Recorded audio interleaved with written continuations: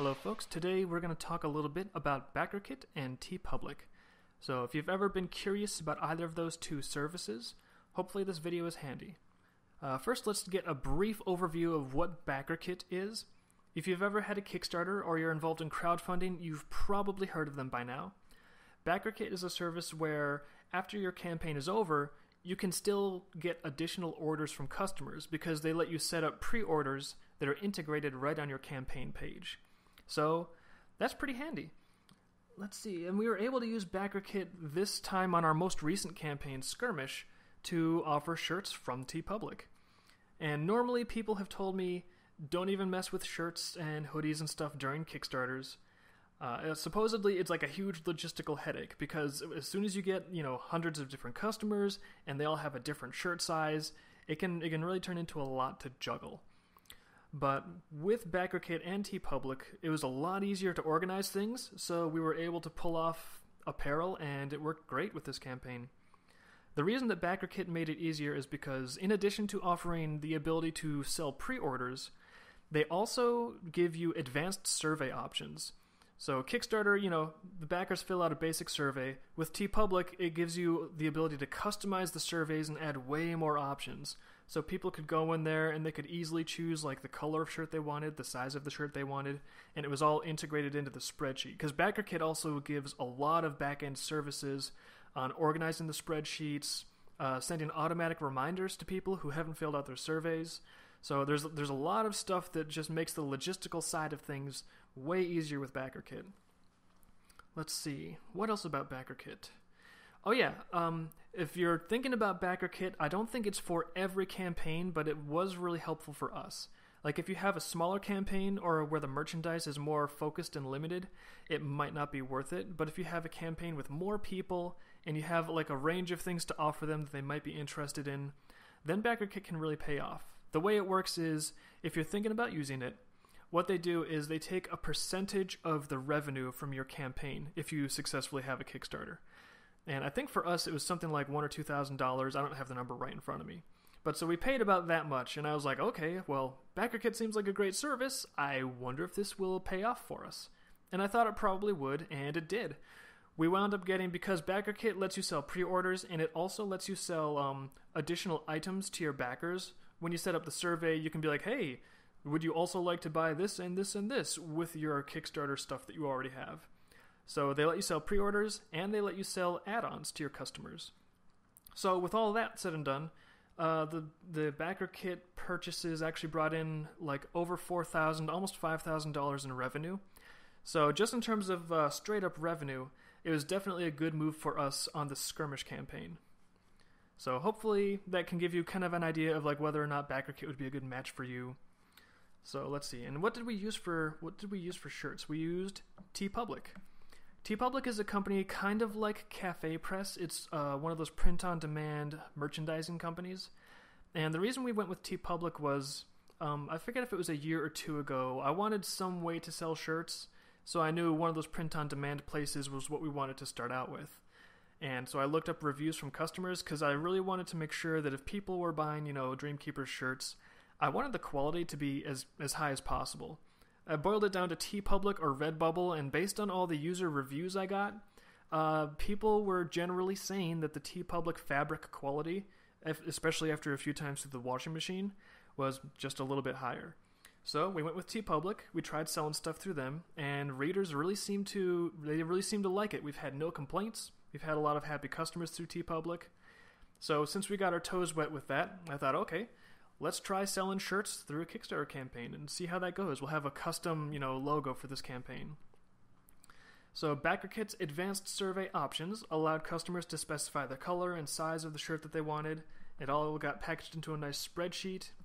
And it was also nice because Teepublic was able to deliver directly to the customers because the shipping price was included in the cost. So we didn't even have to manually manage all the Teepublic shirts and address them. We just plugged the information into Teepublic and then they sent them all out. So yeah, there was one bump in the road because one of the things that Backerkit does is this is another nice feature actually, is it lets customers update their address.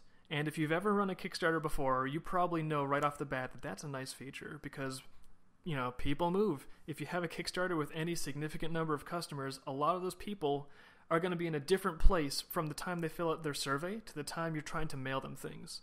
So it's just sort of another little logistical hurdle that you have to grapple, is changing around addresses, manually doing that in your own spreadsheet.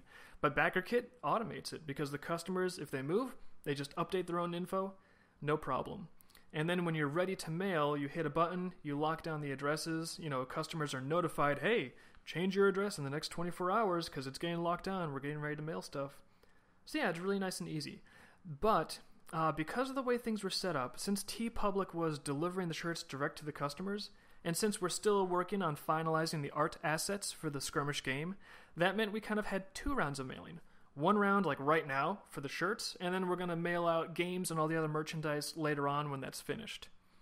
So the issue was, I didn't want to lock down the addresses for mailing the shirts, because if I lock down the addresses now, we're not scheduled to deliver the games until springtime, so a lot of people are going to move. I don't want to lock those addresses down. And so this is sort of where I had some experience with Backerkit's customer service. Because, every company kind of claims that they have great customer service, but you never really know until the rubber hits the road. So I was like, okay, let's see if they can help me out with this. And they did. I got personalized help. It was really rather convenient. I went to them and I was like, hey, I need to get a bunch of addresses to mail things, but I don't want to lock down the addresses. Can you help out? And they did. I got a customized spreadsheet collated. They made like a separate little list, and they just directly helped me do it themselves. They didn't even just be like, here, look at this like menu of how to do it and help yourself. No, they actually kind of did that part for me. It was really nice. So I got a spreadsheet. It had all the shirt ordering info, all the addresses I needed, all the shirt specifications I needed, and I didn't have to lock down the addresses, and then boom, I was just able to order. So that was really nice. Backerkit, they get a good point for customer service, in addition to all the other nice services that they provide. The one thing that was a little bit of a headache was, what I wanted to do was take that spreadsheet, throw it at TeePublic, and wave my wand and be like, let it be done! But it didn't quite work that way. They were like, hey, what you need to do is you need to go and you need to buy each shirt yourself individually, and you need to plug the address for your customer in to each shirt that you buy. And you just have to do that for every single customer, every single shirt. So that was a little bit of a headache. Doing that, it actually took a couple of days where I was just sitting there like, okay, copy, paste, this guy, copy, paste, this guy. So yeah, it was a couple of days. It was a little bit of a headache. But in the end, we were still able to get people the shirts they wanted, and it worked out pretty good. Now, for my 2 cents worth, I think this would be really awesome. It would be really awesome if TeePublic and Backerkit got some kind of arrangement where they worked together and integrated things.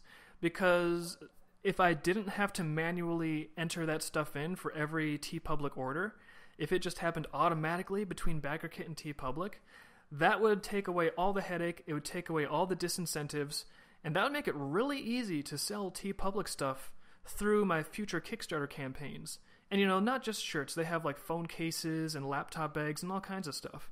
So if TeePublic and Backerkit, if you guys are listening, if you maybe want to talk to each other and get things integrated so that it just sort of happens automatically and I can offer like these upsells to my customers for the ones that like it, I don't know. I think that they would have a lot more options and I would probably get a lot more sales and it'd be nice. So yeah, that's my 2 cents worth. So anyone out there that wants to know more about Backerkit or TeePublic, I hope this helps if you're interested in those companies. And if you're interested in what we're actually doing, I'm going to put a link in the description. You can check out the campaign I'm talking about for the Skirmish game. It's the first tabletop game for the Dreamkeepers graphic novel series, which you can read that for free on our website. Or if you prefer novels, there is a standalone novelization. There's also a reader-created motion comic adaptation. So yeah, so we got content out the wazoo. If that's the sort of thing that's up your alley, if that's your cup of tea, go out there, have fun, and I hope this video was helpful.